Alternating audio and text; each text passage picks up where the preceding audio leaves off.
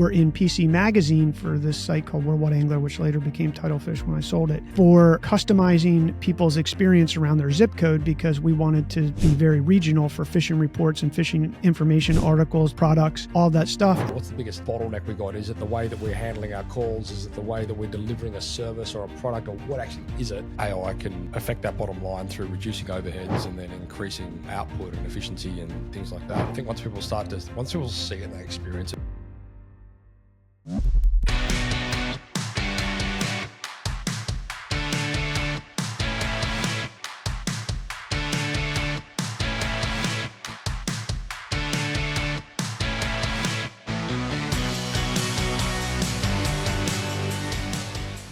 Brandon, hello, welcome. Matt, thanks for having me, man. I was going to say welcome to the Siteshed podcast, but then I wasn't quite sure if we're going to be sharing this back to your podcast. So maybe welcome to both our podcasts. Yeah, welcome to Digital Operations. Good to have you. You're tuning in from the west coast of the USA in the San Fran area, correct? Yeah, we're in Half Moon Bay, California. For listeners out there, it is where one of the largest waves in the world is, called Mavericks. Oh, I know Mavericks very well. So that's out front of our house. You're kidding? No, I'm not kidding you. Wow. Well, it's Half Moon Bay. So we live on the southern part of the Half Moon. So if you look out the back of the studio and you look northwest, you can see it. Yesterday when I was coming back from riding my bike down the coast, it was firing off and you could see it Really? It was just white water just crashing everywhere. It was nuts. It's probably going off today. I haven't been outside. Are you a surfer? I am a surfer, but I am not a Maverick surfer, Matt. Yeah. I guess that's a different direction. The big wave surfers. I mean, that wave turns out, it can get 80 feet tall. It is big. It is thick. Slab. And yeah, people died. Mark Fu died here. People die here. Yeah, it's real. I'd love to get over there. Not to surf, but I'd certainly like to go check it out. Yeah, we have some smaller waves here in front of Poplar Beach or Kelly Beach here in Half Moon Bay. And then there's the jetty. And then there's, of course, just down the coast about, I don't know, in a car, 45 minutes is Santa Cruz. And Santa Cruz just has a whole bunch of different break. It has a break for a beginner, an intermediate, and an expert. So I was, a couple of months ago, I was over in Fiji for a conference with the Plumbing Association over here in our state, and got out to Cloudbreak, and that's one of those waves where you're like, it was a small day, right? And we surfed a couple of places before we got out there, and we got out to Cloudbreak, and it was like, I reckon 4 or 5 foot, and there was just dudes out there in like buoyancy vests and helmets, and I was like, I'm out. Just carnage, just those dudes getting worked on the reef, like all. But then they grow up with it, It's like it's like a 4 foot cloud break is just like a normal day surfing for them. Whereas where I come from, it's far from normal. So anyway. Yeah, it's hard. It's hardcore. But I'm not up for crashing on a reef. No. Anyway, we're not here to talk surfing, although we could, I'm sure. Yeah. So we've got a couple of conversations lined up. The first one we're going to be talking about some why building digital operations and a digital operations team is so valuable in today's marketplace. A conversation that's very close to home for me, and as we mentioned offline, sort of in the wake of COVID, something that a lot of people have sort of come to the realization is a pretty valuable tool in the arsenal. And then in another conversation, we're going to be talking about the evolution of AI. And you were saying, off the back earlier, before we hit record, you've been in that space for almost 20 years. So this whole AI hype is probably something that you've definitely got some opinions on. I do. And it precedes even you and me. I don't know how old you are, but I don't think that old. And you look pretty young. And AI, machine learning, goes back to the 1950s. Sure. So while access to it is, or easy access to it has become sort of the hype in the last 2 years, especially with the advent of ChatGPT, it has been around a long time. Sure. Well, anyway, let's jump into episode 1 here. We're going to talk about building a digital operations team. And I think before we even get started on this, do you want to give us a bit of a background as to, who you are, what you do, and yada, yada? Yeah, sure. I think the best way to describe me is probably a serial entrepreneur. I started my career creating what became the largest social networking and e-commerce site for sport fishermen on the internet. Back then, when I started, I was in my early 20s, and it was 1996, and there was just a crazy world of the internet, and we basically really did have to build everything from scratch. So I've been there since we had to do flat file HTML files, and then we had to automate tons of things. I mean, there's automations in websites, and there's automations in your back end, and there's, you can call it machine learning, you can call it coding, you can call it whatever you want, but that stuff's been around a long time. And this is probably going to age me, especially to your listeners, and sound pretty not that impressive. But back then it was. We were in PC Magazine for this site called Worldwide Angler, which later became Titlefish when I sold it, for customizing people's experience around their zip code, because we wanted to be very regional for fishing reports and fishing information, articles, products, all that stuff. And back then, that was pretty hard to customize somebody's experience around their zip code. But so we were in PC Magazine, one of the early guys on the internet who were able, and women able to do that. But it's been a wild ride from there. From there, I worked at America Online in the early days. I was a venture capitalist investing in technology, everything from what we called big data, which is really AI and machine learning and things like that, to internet companies. I founded another company that did software engineering in the U.S. government at classified levels. And then my most recently was in finance, where I managed bonds for a state here in the United States as a partner. And now I am in digital operations and talking about AI and automation and how people can bring that to their businesses to be a force multiplier that ultimately falls down to their bottom line, that helps them make more money. Sure.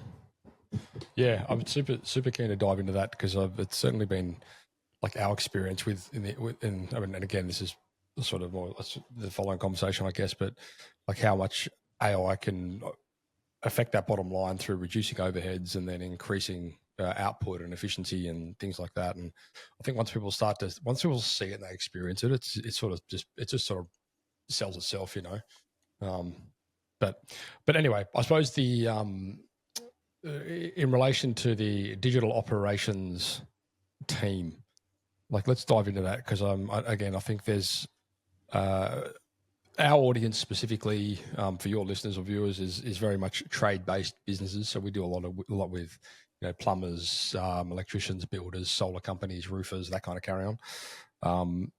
And they're typically very good at doing the trade, but then this whole conversation, when they get to a certain point in business, they start to scale when they need that infrastructure and they need that, org chart, and they need the operations, and they need the fulfillment teams and all these kind of structures.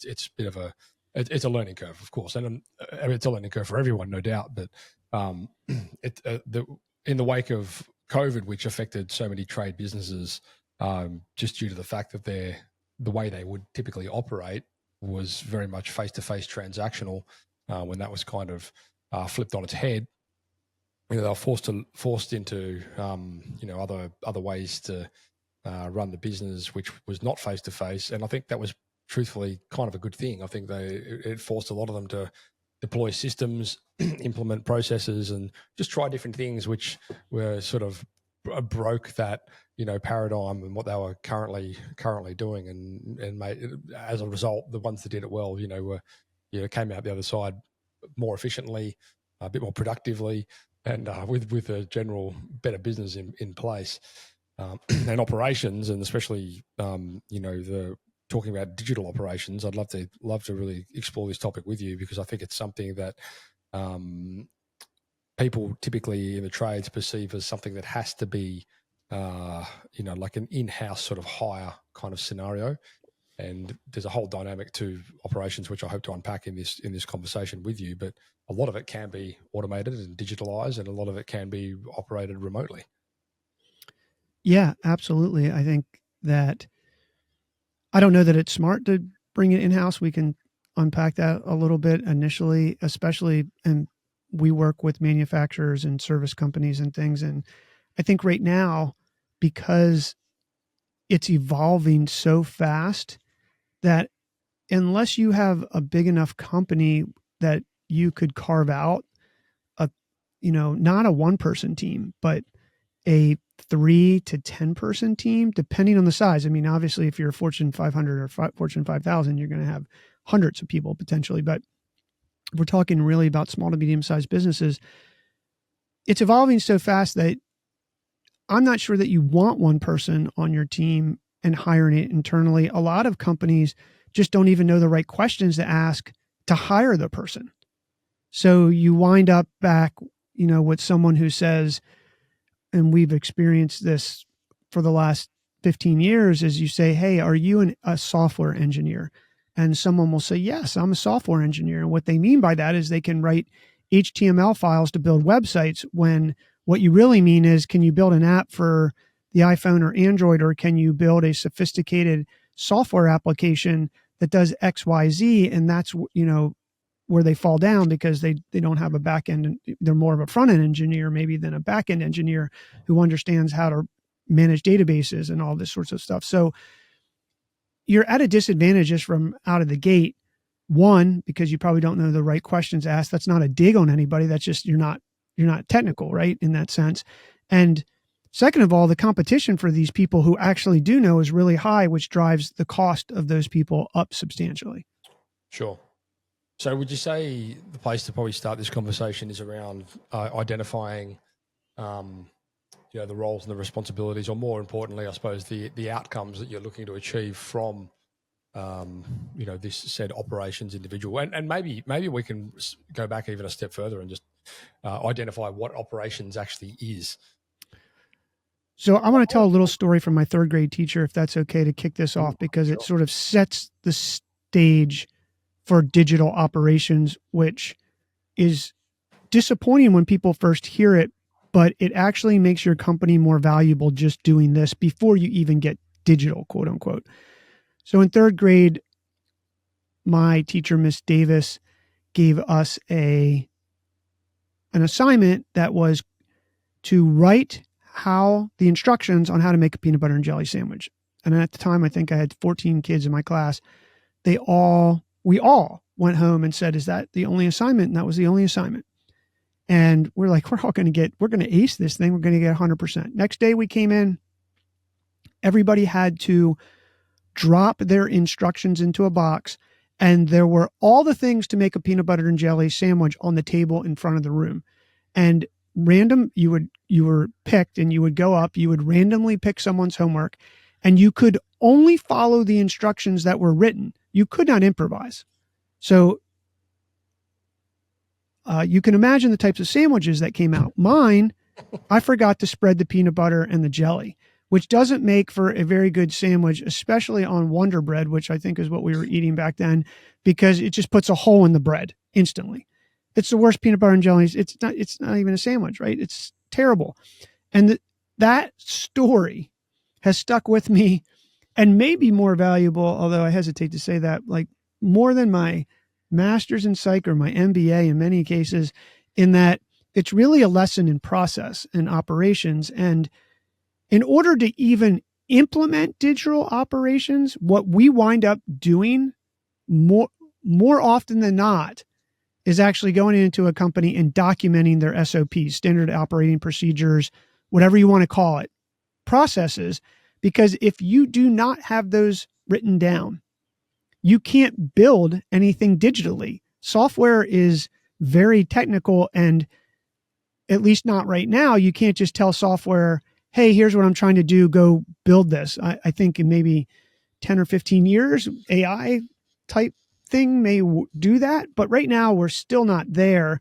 And even if we got there where you could tell it, unless we have Neuralink or something that can connect to our brain, computers only know what they know. They can't inference things out of your brain or tap a part in your brain that says, hey, Brandon, you forgot step 2. So step 1 for digital operations, which is really boring, really tedious, and sometimes annoying, is you got to document your processes.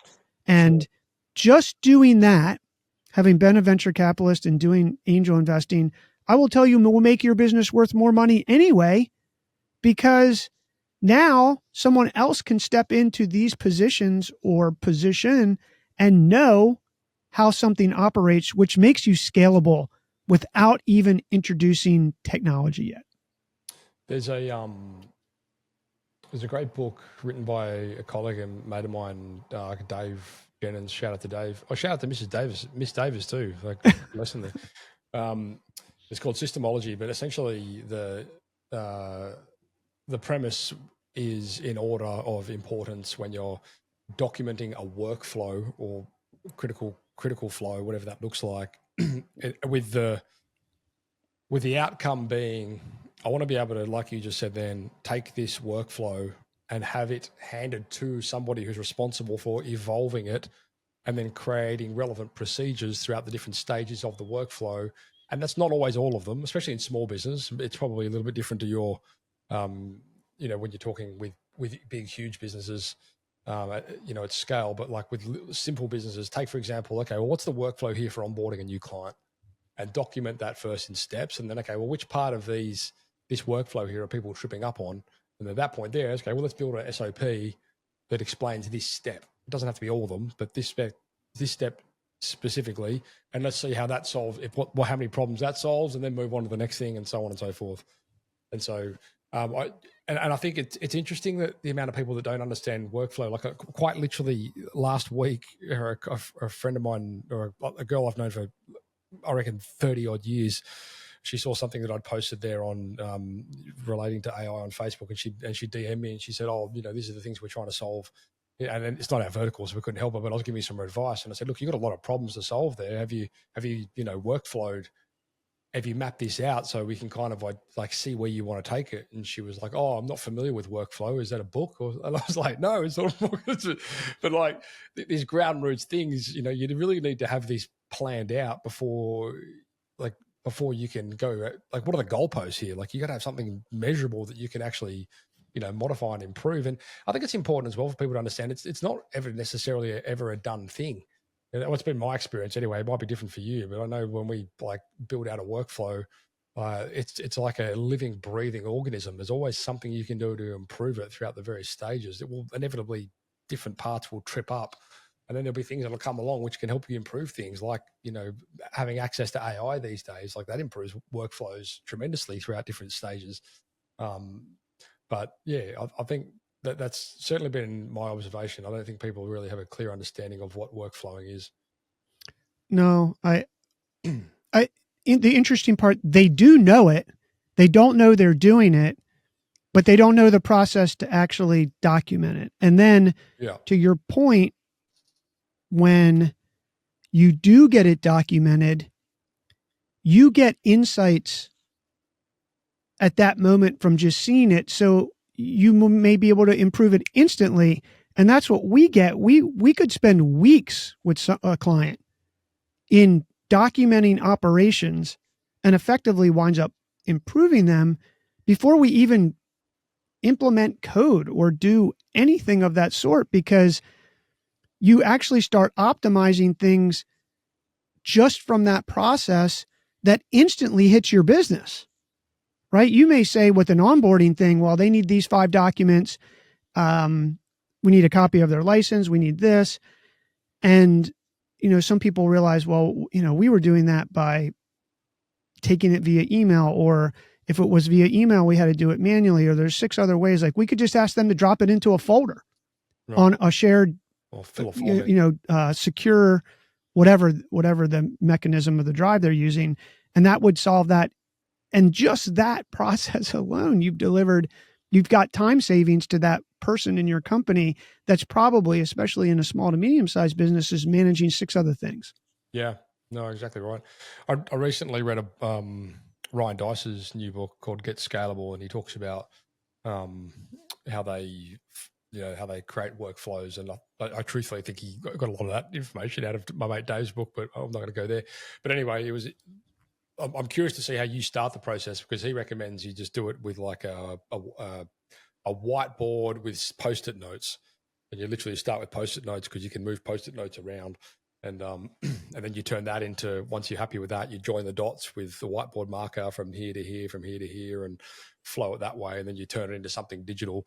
I've always kind of gone immediately to the digital framework, like with a flow chart. Like we use Whimsical, or what doesn't really matter. There's hundreds of them out there, but sort of map it out first in the digital format. But I think once it exists as something like that, and it's at that point collaborative.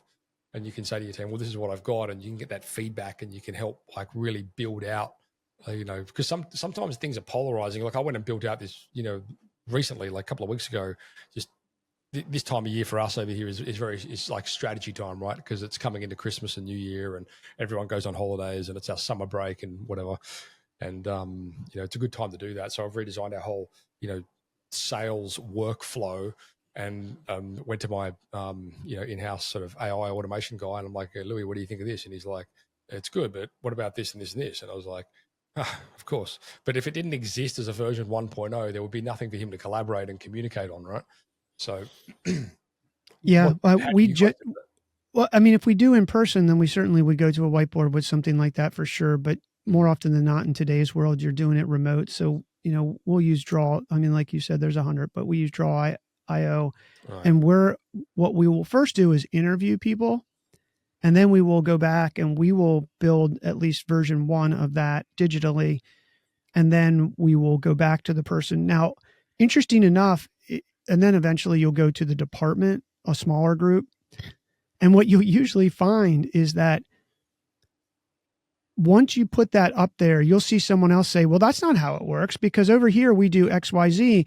And you could have the most quote unquote, air quotes for those who aren't watching, collaborative company in the world. But all this stuff comes to life when it's on paper and people can see it. And then the people, and we've resolved years, I hesitate to say years, months in some cases, discrepancies between departments or between just people in a small company who work remote, who just didn't realize that this was what was going on, or they didn't realize what the holdup was or why someone couldn't do something. But once you see the steps, it's like this whole magical thing happens. Now, as you probably know, Matt, when people go into this process, they roll their eyes, they're annoyed, and they generally don't want to do it. I'm just being completely open, because they're like, hey, you're a like quote unquote digital operations technology person. Like, we want technology. Well, great. Like, technology isn't just like, I don't have Neuralink yet. I can't plug into your brain and just download it yet. We got to know what's happening. But then when the insights happen in front of them and they are driving them, it's like this whole world opens up, and they walk away just feeling better, and their business is better because of it. And then then you can take technology and put it on top of these steps. And in some cases, what you'll find is that some cases don't or shouldn't be automated. People want to automate customer service all the time now.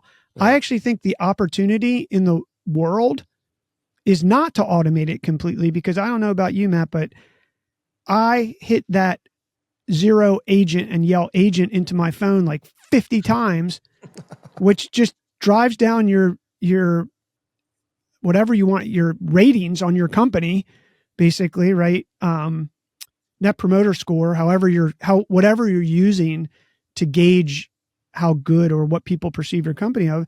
And he's just like, nobody wants to do that anymore. So if you just had a human, now there's obviously costs involved in that. And there's obviously an approach to customer service where maybe AI can get you to level 1 or level 2, and then you instantly put a person in. Or if the AI does answer, you have a seemingly human, an automated email follow up and say, hey, did this help you? This is Brandon.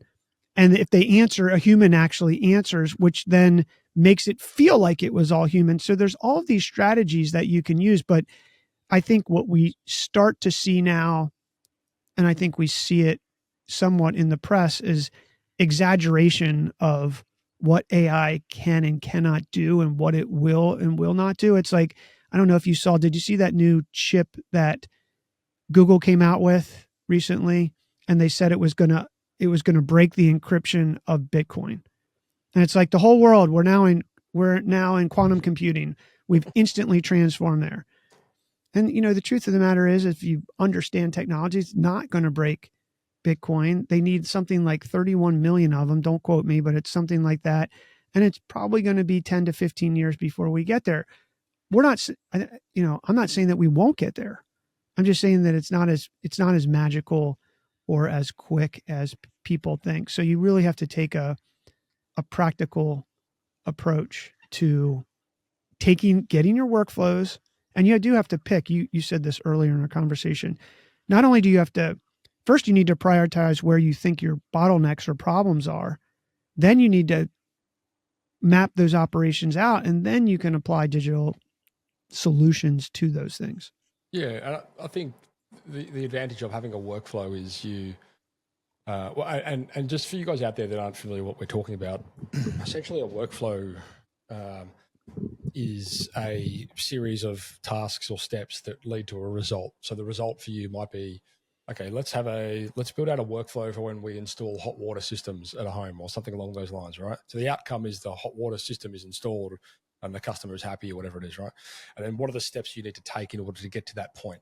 So when you're drawing out a workflow, you're mapping out each individual step from, okay, we show up to the site, we make sure that we're in our uniform, whatever that looks like. Does that need an SOP? Maybe, maybe not. I don't know, like policy, uniform policy, whatever it might be, right? But then identifying the different steps. And then part of those steps you will realize, and this may not be necessarily apparent immediately, and most likely it won't be, but there are various stages throughout that process which you can leverage technology to solve that problem or part of that problem. And some of those things that Brandon just, identified then, you have to be very wary and conscious of over automating, because that can often put you a step backwards. And I've certainly been guilty of that myself in the past, where you need to find that hybrid of, what looks good on paper and on the balance sheet, as opposed to what's going to be, looks good off paper, which can, be a direct reflection into customer satisfaction and those kind of dynamics, which are not necessarily as obvious as the profit and loss statement at the end of the month. So, you do need to weigh those things up. But I would say this, definitely start with what that journey looks like, map those things out, and then evolve that as a version 1.0, and create other things, aspects to it, develop other aspects to it and components of it so that you can, reduce friction along the way, bit by bit. And it doesn't have to be macro stuff. Sometimes the micro adjustments are just as powerful. Totally agree with everything you said. I think you really hit the nail on the head. And then once you get there, it's not just instant, because then you have to do an assessment of what tools you're currently using, right?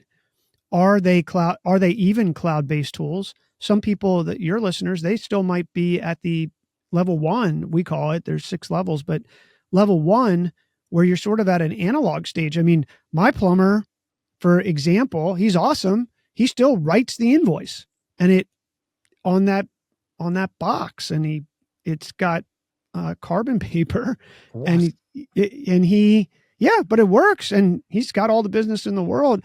I'm just using that as an example, as you're analog at that point, right? Like you might have email, you might be using a system. If he's using that paper, maybe he's using QuickBooks, or his company's using QuickBooks, maybe not.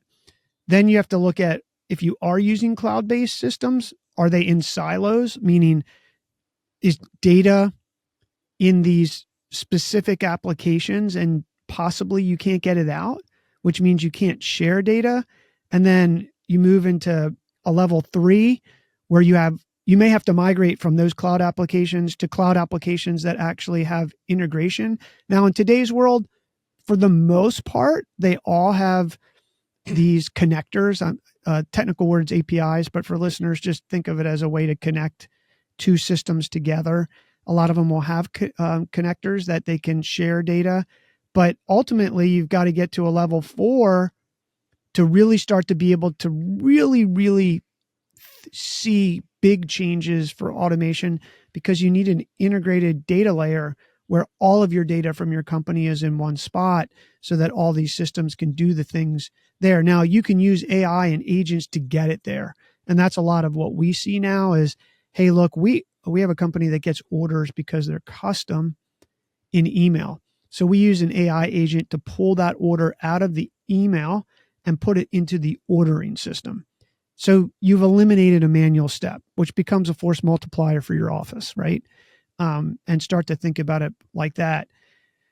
And then just to continue on the layers for everybody, you have a layer 5, which is basically, it's a completely automated workflow that will allow you to do automated workflows in an easy way because you have an integrated data layer. And then there's this level 6, which is sort of the holy grail, which we're just not there yet, where it's just completely AI driven automation, that where the AI agent, if you will, or whatever you want to call it, can actually do the work of a human. And I think we're there for some very basic operations, but we're not there yet, at least for taking a complete person's position yet. Sure. Yeah. I think I had a very interesting conversation end of last week, Friday, with a colleague of mine who is a self-confessed nerd. He's heavily in this integration. He also runs an agency in South Australia, but they do sort of, big projects, and they're, it's crazy sort of Skynet kind of stuff that they work on. But the, he was talking about when they're he's very much, okay, I want to simplify all of our processes to the point, as much as I possibly can, using automations and integrations and things like that, and sort of tying into what you were saying there about, the integrators and the connecting programs. And for him, when I asked him, how do you even come up with this? Where does this, my brain does not work like that, right? I'm constantly in awe at the stuff that he even conceptualizes, let alone actually builds out and fulfills on. And he said, well, you just start with the general, what is the actual problem I'm trying to solve here as a starting point, as the end result.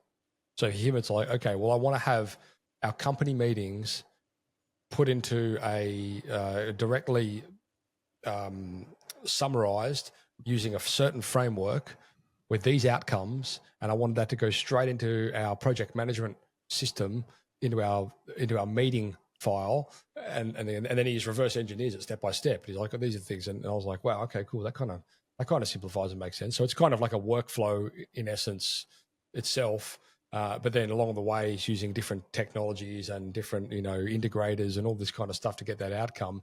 And the end result for them is, okay, we'll apply this tag to this meeting. A custom field, which then sends all these data and all these data points into these various different tools, which then gives us this result. I was like, okay, cool. But I think it doesn't have to be that complicated. And I think, like you were saying before, I think even just, for the benefit of your own business to identify, and there might be 4 or 5 it might even be 1 or 2 that you start with. It might be, okay, what's our sales process, our workflow, and then what's our customer onboarding process? And then how did that look to start there? My friend Dave talks about, okay, what's the critical client flow here? What's critical? What's the thing we need to solve? What's the biggest bottleneck we got? Is it the way that we're handling our calls? Is it the way that we're delivering a service or a product, or what actually is it? Map that out and start there. And that alone just can give so much transparency as to, oh my God, that's what we're currently doing now. We don't even do this. We don't send this email right here. That doesn't have to be it can be an automated thing. That part of the workflow could be, call the customer success manager or the CSR or whatever for them to make a happy call to the client. It doesn't always have to be a tech related outcome, but if it's documented, then you can build on it. Yeah, absolutely. I mean, you could use that as an intake. I'm just using plumber as an example, but maybe you have a plumbing company and some people focus on hot water heaters and some people just focus on leaks, for instance, and you could have it record well, it can record obviously and transcribe a call from a customer, and then it just automatically routes that call to the corresponding person that would be in charge of it, for instance. I mean, that's maybe in a small company, that's how it works, right? It goes right to the end person, because maybe you have 5 people working for you, and it goes right to the person who does leaks and the person who has bigger problems or even bigger problems. Maybe some people do water systems, water treatment systems in their homes. So there's just little things like that that could take that human out of the loop and just save some time. Yeah, no, 100%. So I suppose just to wrap this up, certainly my experience and takeaways have been just start with that roadmap, and however you want to do it, on a whiteboard with post-it notes, on the back of a beer coaster. Yeah, don't care. Or just get it down. Just start and stop making excuses for not doing it. And then once you've got that documented, I at that point like to involve, I suppose, like stakeholders that are within that realm. I mean, it's best to involve them in the actual entire process, truthfully, because again, my experience with this sort of thing is if it comes from you, they're less likely to do it. If it comes from them, they'll certainly do it. So get them involved in it from the beginning. But the point is, make it collaborative at some stage where we're like, okay, well, this is what I've come up with. Like, what do you guys think? Because, I mean, truthfully, especially when you start going into these specific workflows of which you're not really there anyway. Like if you're, running the business and you're not the guy putting the hot water systems in, you kind of want the feedback from the guy that's doing the thing. Otherwise, it's just coming as direction from some dickhead in the office armchair who doesn't really know what's going on, right? So I think it is important to involve them and then get their feedback on those on that workflow as well, and then build it. Like treat it as a system, treat it as an asset to the business, and evolve it. Like have one thing I would like to ask you is, like, how do you build a cadence into optimization? Like, what does that look like? Is it a scheduled time in a calendar? Is it when you see a problem exist? Like, when do you actually go back to this workflow and, okay, hey guys, we're all getting together here because we want to sit down and talk about this? Yeah. I guess one thing that struck me, I want to say before I forget it, is even if you do take a first shot at it, one of the things that we see and how we get people engaged, because if you tell your staff, hey, we're going to map out operations, people are just like, hey, look, I got doing like 6 things, Matt. Like, I don't have time for that, right? So if you take a first stab at it and then I bring it to you and I'm like, hey, Matt, is this right? People inherently, it's part of human psychology. They can't let things be wrong. So they'll jump right in and be like, oh no, Matt, this is wrong here, here, here, here. And all before you know it, you're in an hour conversation of getting them to do it. So I just offer that to listeners out there to say, you can make it collaborative by at least taking a first shot. As it relates to the cadence, I think what you have to do as a business owner is you need to identify your biggest pain points. So at the end of today, if you're listening to this podcast, when you go home, write the 2, 3, 5, whatever it is, biggest pain points you have, and rank them. And do the same thing, not once, right? Do that over 2 weeks or something. And then bring all those notes back and see what winds up at 1, 2, and 3. And then just use I'm a data guy, data person. So like, let the data tell you, because one day you may come home and think, well, this was a big pain in the butt today. But over the course of 2 weeks, you see a pattern that these 2 other things are actually your biggest problem. And that's where I would start, especially as a small to medium-sized business with limited resources and limited capital put in, and knock these big things down that the ROI is giant, because that's what's going to move the needle in your business and allow either your staff or you or the business itself to have more time to expand and grow. I think the big takeaway from that as well, and it's something that I say and I've said it 1,000 times on the podcast, and I say it even more to clients, you're not in the plumbing business, you're not in the electrical business, you're not in the building business, you're in the data business. And the sooner that you can get your head around that, guys, the more beneficial it's going to be for you. And I'll give you a prime example of this. Like even yesterday, so we sent this email out to our, to our list, last week or whatever, and we're talking about, and it was very data driven. It was like before and after kind of examples of a campaign that we're running for a client of ours, and blah blah blah, whatever. And the client came back. One of our clients came back and he said, "Oh, look, I really want to have a conversation around how we can achieve these things." And I was like, "Great, so we can do this. Do you know what your cost per lead currently is? Because we're not running ads or anything like that for them." And I said, "Do you know what your cost per lead is? Do you know what your cost per acquisition is? And do you know what your lifetime value is? And for the specific verticals that you work in." So he's a plumber, and I was like, I know he does a lot of block drains, hot water heaters, and water leaks. Like, do you know those figures for those certain things? And he said, no. And I'm like, well, don't you think that'd be a good place to start? Like, if we don't have that data, what gets measured gets improved, right? Like, if you don't have that data, like, how do you possibly make positive steps? How do you know you're moving in the right direction?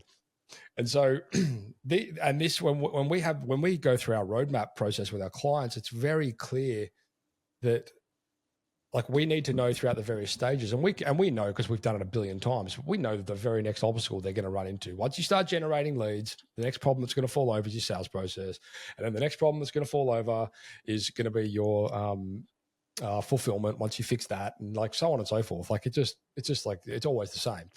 But you need the data to drive those decisions, because if you don't know, like, what your cost per acquisition is, like, how do you know if, like, running these campaigns is worthwhile for you? Or how do you know if you're charging enough?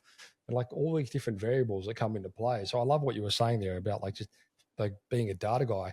But, like, the reality is you don't even need to be a data guy. You just need to have, like, the tools set up. Like, we have our white label version of High Level, which we put out for our clients, which we call Tradie Hub. But, like, it collates all that data for them. We just connect all the pieces with Google and Facebook and whatever it might be, and it just does it for them, right? But, like, we need that data, because if we're going to be working with them to a certain outcome, then we need to know what the numbers are for us to be able to reverse engineer how to get to the thing. But you can't do that without the numbers. Yeah, I'll just add one thing. I know we're wrapping up here, but it's really important in my mind, from what I've seen over the course of my career, is that a lot of times, and especially the SMB business market, one is, for those listening, they're probably thinking in their head, Matt, like, yeah, easy to say, man. I got like 6 things I'm doing. I'm fixing the leak. I'm answering the phone. I'm ordering the parts. I'm running to the store to do this. I got to get more solder, and I'm out. So I got to go after work. Oh, and then, by the way, I've got to answer 5 calls. So I get it. You're right. Having said that, you want to make sure you make money.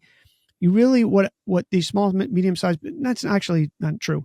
I know big businesses do this. They react. So they're like, hey, well, we're going to spend $5,000 on marketing this month, and then they're going to hire someone to do it, and then they're going to get the results and come back.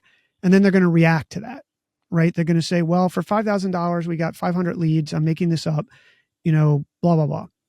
Well, that's really not.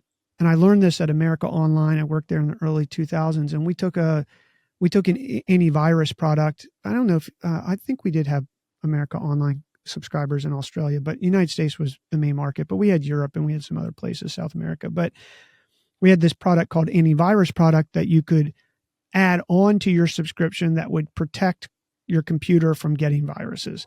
Like McAfee stuff? Yeah, McAfee. We actually white labeled it. We white labeled McAfee or Norton. I forget which one at the time, and that's what we did. And I was on the business unit, and we took that business unit from 0 to $90 million in 12 months. And I was in charge of the business, quote unquote, plan and financials to build that. And the reason we got from 0 to $90 million in 12 months, which was the fastest growing premium service, if you will, on the internet for a long time. I mean, that's a lot of revenue.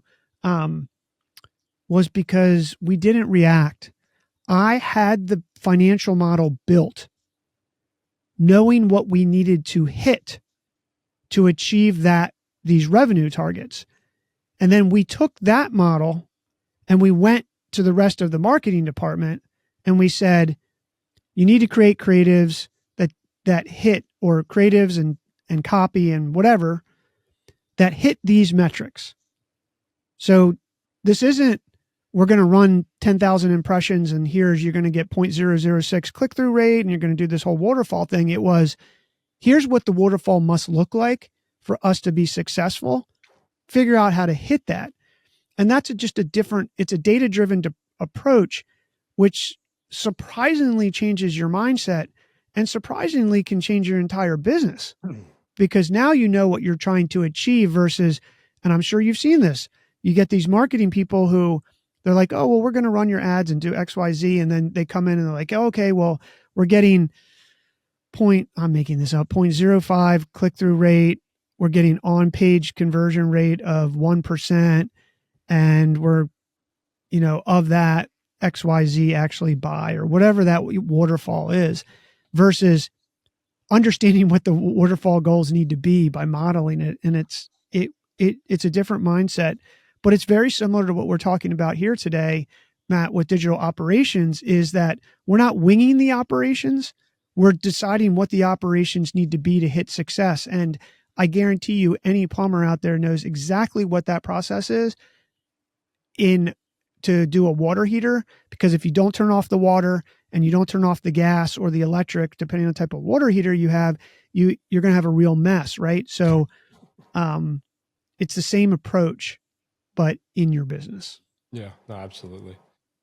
Well, great. Look, let's wrap this one up. We're going to come back and we're going to talk AI in a following episode, conversation that I'm definitely looking forward to. So for you listeners and viewers out there, you can get hold of Brandon over at number 3rdbrain.co. And you can all get hold of me at thesiteshed.com. Mate, thanks so much for your time. It's been a great conversation, and we're looking forward to the next one. Thanks a lot, Matt. Site Shedders, I have an amazing time-sensitive announcement that you need to hear. On April 3 and 4, 5 of the USA's most accredited and accomplished trade business experts are bringing their expertise to Sydney to teach you how to build, run, and even exit your trade business in an exclusive world-first 2-day event. You're going to get to meet and hear from Tom Howard, who built one of his many businesses from 1.4 million to 140 million and is now preparing to exit. You're going to meet Ismael Valdez, who went from 0 to 30 million exit in 1 year, and he's done this repeatedly. We're also going to hear from world-renowned experts Ellen Raw, Catherine Elizabeth, Keith Mercurio, and our homegrown plumberpreneurs Scott and Vicky Owen from Network. For the VIPs, Thursday will include a tour of Sydney-based Network Plumbing's HQ, which is currently about 40 million revenue. There's going to be a Nail Down Your Financial Goals workshop with Ellen Raw and Tom Howard, followed by an amazing Sydney Harbour cruise. On the Friday, you're going to learn from the best in a jam-packed day with sessions from Keith Mercurio, Catherine Elizabeth, Ellen Raw, Ismael Valdez, and Tom Howard, who are all leaders in their relative fields. And if any of you, like me, have had the privilege of attending any trade-specific conferences, trade shows, seminars in the USA, you'll know what I'm talking about. There is simply nothing like these events. They are life-changing. And if any of the following points relate to you, you need to make sure you attend this event. You want to learn how to grow your home service business from 1 mil to 10 mil, or from 10 mil to 100 mil. You want to overcome the mental roadblocks that are holding you back from reaching your dreams. You want to learn how to budget and become a first-rate financial manager in your business. You want to learn the formula on how to start, grow, and sell a trade business. You want to network with the best in the business. You want a tax-deductible excuse to work on you and your business in one of the most iconic locations in the world. Now, if that all sounds good, head across to thesiteshed.com, scroll down and click on the link to the World of Titans event and register you and your team. And I'll be seeing you there on April 3 and 4. Now, this is a very exclusive event. There are only limited seats available to this, and I can tell you now it's already half sold. So if you want to come to that event, make sure you get in quick. Don't muck around. I cannot guarantee there's going to be seats available for long. So it's April 3 and 4. Head across to thesiteshed.com and make sure you register for that event. See you there.